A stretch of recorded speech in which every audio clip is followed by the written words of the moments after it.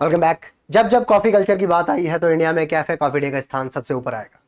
एक ऐसा ब्रांड जिसने दोस्ती, प्यार और रिश्तों को एक कल्चर में बदल दिया।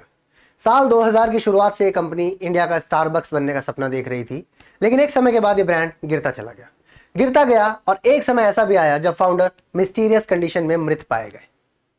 1996 में जब पहला कैफे कॉफी डे का स्टोर वीजी सिद्धार्थ ने बैंगलोर में खोला, उस समय भारत में कॉफी को एक लग्जरी माना जाता था। लेकिन सीसीडी एक कंसेप्ट लेके आया। कंसेप्ट था अफोर्डेबल प्राइसेस में कॉफी और वाईफाई एक्सेस। जैसे ही पहला स्टोर लॉन्च हुआ, स्टूडेंट्स, कपल्स और कॉर्पोरेट मीटिंग्स के लिए ये एक फेवरेट प्लेस बन गया। 1996 के पहले स्टोर से लेकर साल 2011 में 1000 स्टोर्स तक सीसीडी ने बहुत तेजी से तरक्की की। दरअसल सीसीडी जब 2011 में अपने 1000 स्टोर्स तक पहुंचा, उससे पहले सीसीडी बहुत एक्सपेंशन कर चुका था। सीसीडी का मेजर सोर्स ऑफ रेवेन्यू भले ही कैफे में बिकने वाली कॉफी रहा हो, लेकिन पर्दे के पीछे सीसीडी ने बहुत ज्यादा डाइवर्सिफिकेशन किया, including coffee plantation, real estate में इन्वेस्टमेंट और आईटी कंपनीज के अंदर अपना लगाया पैसा। फिर आई समस्याएं। सीसीडी के सामने 3 मेजर समस्याएं धीरे धीरे आनी स्टार्ट हुई। सबसे पहली समस्या रैपिड एक्सपेंशन। रैपिड एक्सपेंशन के साथ खर्चा और कर्ज दोनों बढ़ गए। दूसरी प्रॉब्लम जो सीसीडी को आई वो थी लोकल और इंटरनेशनल कंपटीशन।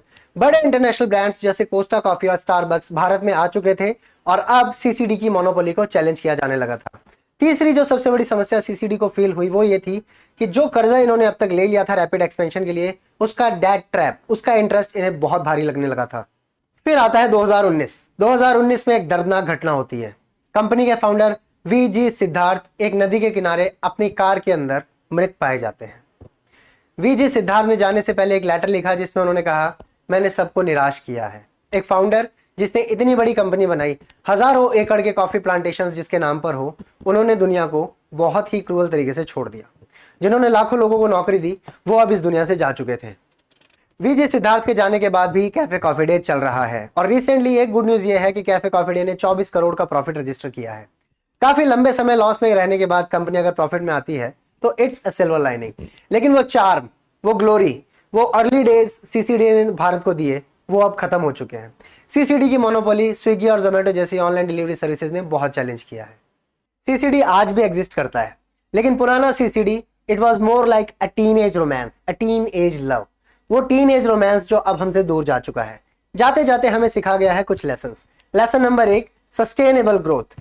सिर्फ एक्सपेंशन ही आपको ग्रोथ नहीं दे सकता, सस्टेन करनी है आपको ग्रोथ।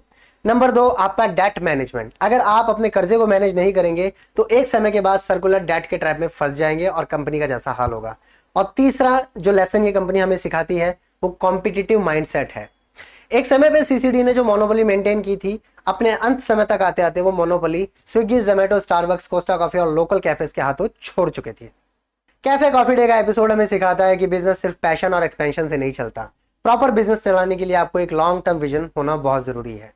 आपके ड्रीम रियलाइजेशन और ड्रीम से सिर्फ ड्रीम रह जाने के बीच का यही एक डिफरेंस है। मिलते हैं अगले वीडियो में। जय हिंद।